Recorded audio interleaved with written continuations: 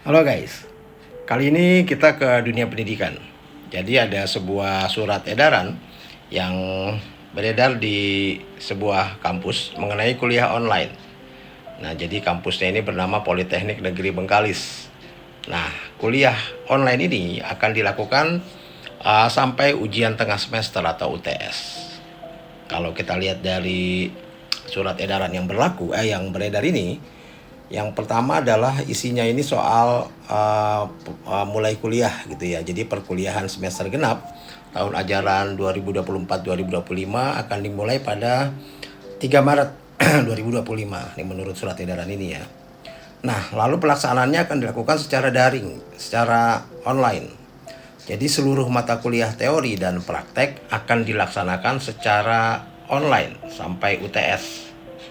Nah, untuk mata kuliah praktek yang tidak dapat dilakukan secara daring, maka pelaksanaannya akan diatur secara luring dengan pengaturan waktu oleh program studi. Jadi waktunya diatur nanti ya, dibatasi.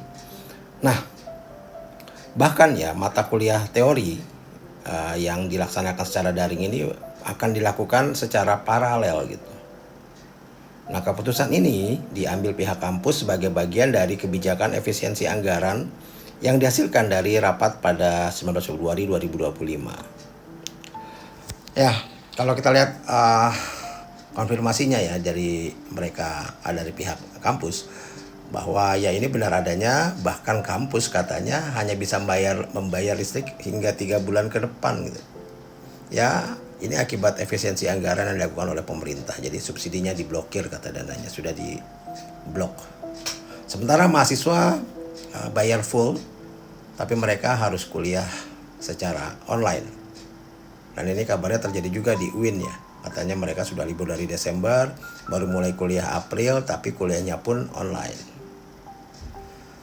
Ya, sementara kita tahu kan bahwa untuk retret para kepala daerah saja butuh menghabiskan dana lebih dari 13 miliar. Saya rasa dana sebesar itu akan sangat membantu pihak-pihak kampus seperti Politeknik Bengkalis ini. Saya nggak ngerti ya, efisiensi ini mau mengarah kemana. Di dunia pendidikan, keadaan seperti ini akan membuat seperti kita ingat zaman COVID lah. Kita tahu bagaimana learning loss zaman COVID ini luar biasa, gila-gilaan. Jadi banyak sekali atau waktu yang terbuang di dunia pendidikan 2 tahunan gitu. Nah, ketika COVID mulai melandai, kita lihatlah betapa carut-marutnya dunia pendidikan. Lalu bagaimana tenaga pendidik berusaha memperbaiki learning loss yang terjadi selama 2 tahun itu. Nah, ketika keadaan sudah mulai stabil, kok dikembalikan seperti zaman COVID lagi dengan alasan efisiensi? Ini Indonesia ini memang negara kita ini sungguh darurat pendidikan dan kesehatan. Ini memang dari dulu ya. Dan dua masalah ini kok sepertinya nggak ada ujungnya gitu ya. Dan sepertinya kita tidak melihat usaha keras dari pemerintah untuk memperbaikinya. Ini malah bahkan dibuat seperti zaman COVID lagi. Ketika COVID, para mahasiswa kuliah online karena terpaksa. Nah, kalau ini kan seperti disengaja gitu. Ini gimana ya maksudnya?